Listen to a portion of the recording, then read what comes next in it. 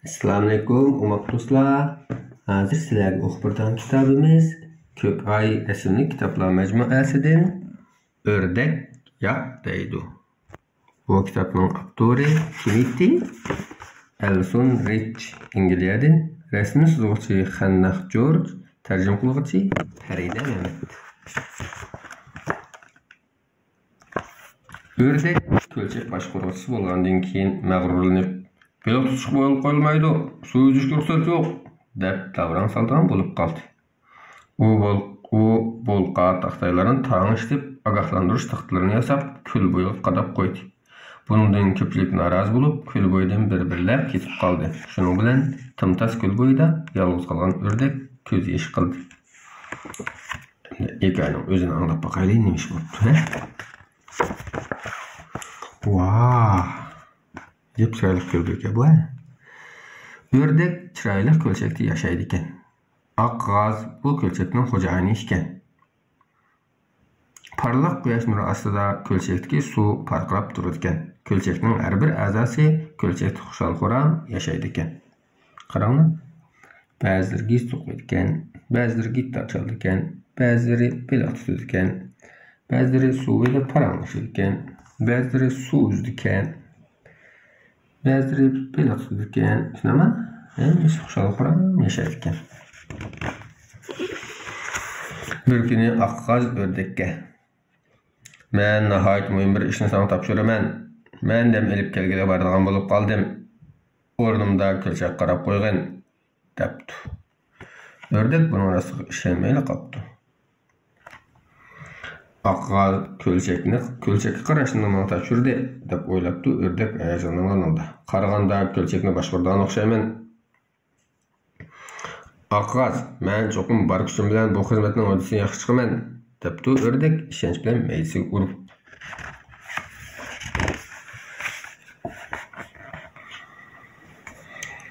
Ertasi o'rdak saharda o'rnidan turib, ko'lchak bo'yiga kelib, tiz uchishda baslashayotgan bir to'p yong'oqlarni ko'rdi.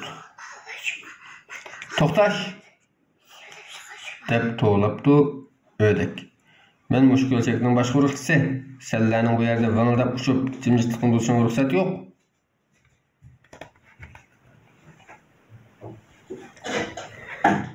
Baslashayotgan yerlarga men qarab, uchayotgan yerlarga boshlab qarabdi. "O'rdak, biz bu yerda uchdik" debdi yong'oqlar ayronlik bilan. "Buningga nima bo'ldi? Bu yerda uchish bo'lmaydi" debdi o'rdak keskinlik bilan. "Men bu ablahlarni eskartib tursam bo'lg'adak" deb o'ylabdi o'rdak. Kechada u ko'lchak bo'yiga taxta ekilib, taraq-turuq qilib bir nimalarni yozsa o'tiribdi.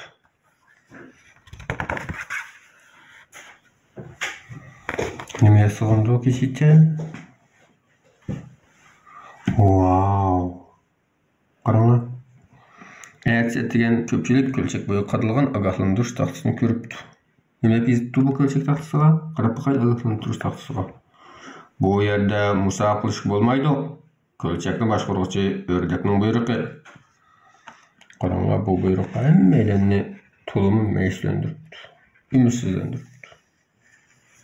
Hech kim xursandmabdi bu buyruqdan.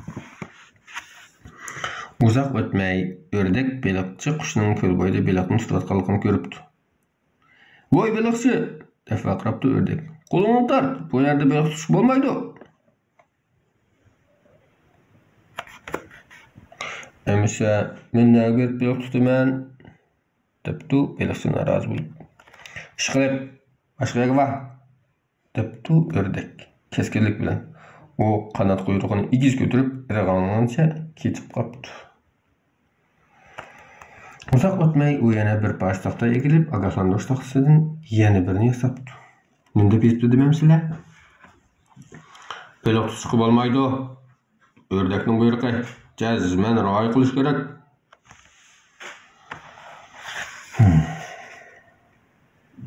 Sal eshib ketdimi qandoq? O'rdak muglab qolgan paytda bir to'p paqa ko'lchakka sakrab tushibdi. "Poltong, poltong!"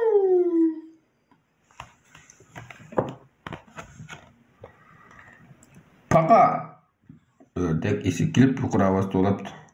Bu nima qilaveringlar? Bu yerda suv sakirsanglar bo'lmaydi. Suv sakirsanglar bo'lmaydi. Baqilab perişan olib so'rabdi. Kim shunaqa deydi? Men debdi ördek qanotini qiqib. Yuqori ovozda. Men bu ko'lchikning boshqaruvchisi. Bu yerdan darhol yo'qolish. Bu gapni qattiq qarang. Tezla ko'lchakning atrofini ogohlantirish taqsisi to'shib ketibdi. Xudoyim tövbe. Qarang, suv sakirashga bo'lmaydi. Suv sakirash qat'iy ma'ni qilinadi. Ördekning buyruqi. Yugurishga bo'lmaydi. Musobaqa qilishga bo'lmaydi. Ko'lchakning boshqaruvchisi ördekning buyruqi. Beliq tutishga bo'lmaydi. Ördekning buyruqi. Cho'qim rioya qilish kerak. Suv chashirishga bo'lmaydi. Suv izishga bo'lmaydi. Sakirashga bo'lmaydi. Beliqlar yig'lab ketibdi. Kepinaklar ko'chib ketibdi, qarang. Ko'ngli yerim bo'libdi.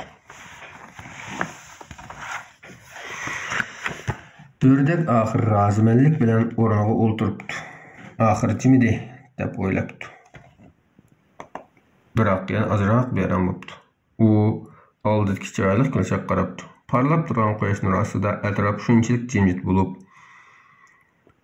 paqlar ko'rilgan ko'r qilgan, suv sakirgandagi polton qilgan, suvning shashar qilgan ovozi anglanmabdi. Hech qanday ovoz anglanmag'achqa atrof shunchalik timtas bo'lib ketibdi. Ko'pchilik nima ketgandi? Ördek yig'lashga boshlabdi. Men zodi nima ishni qilib qo'ydim? U shu aman o'rnidan shashrab turib, do'stlarini izlashga mo'ltdi. Ördek chimliq kelganda ko'pchilikning bu yerda erkin-ozoda o'ynab yurganini ko'rdi.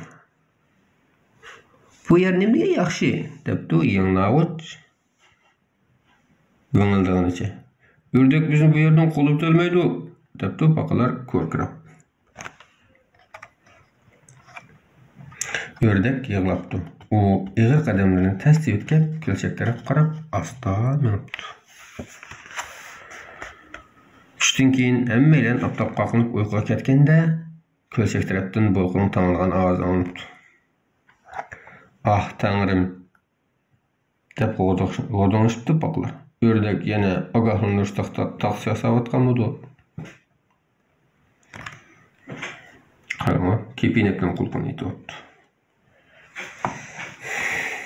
Baqlar taqa abballarga allarning qulqiga bir narsa qilibdi. Qulqalar kelib shunday qarang. Ko'lchak tarafdan anglagan bo'lgan ovozi qorong'u tushkish to'xtamabdi. Aks etganda chimliqning ustida Allohning cho'ng taxtidan birisi paydo bo'libdi. Uning deb yozgandimda bu ördek.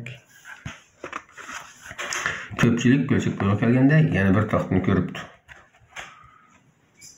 Unda bizdi. Ördek namaqul bo'ladi.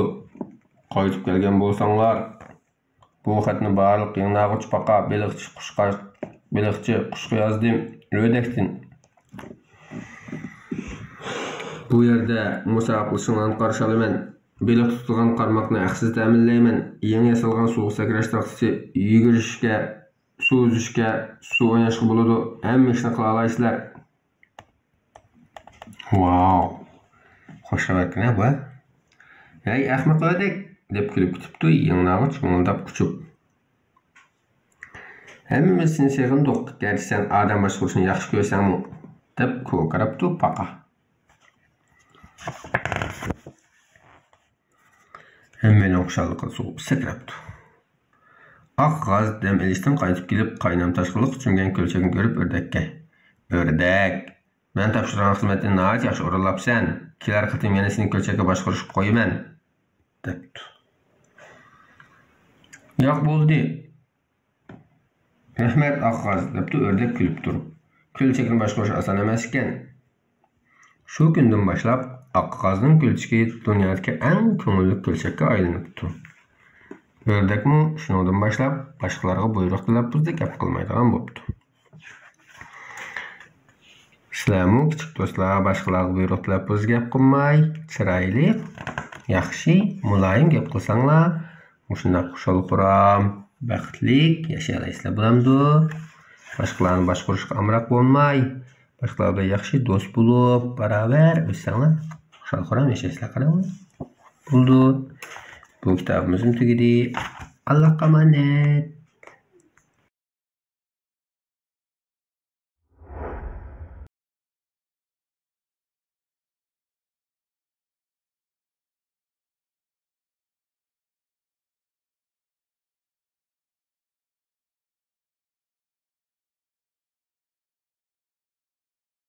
أنا من المشركين سبحان الله وما أنا من المشركين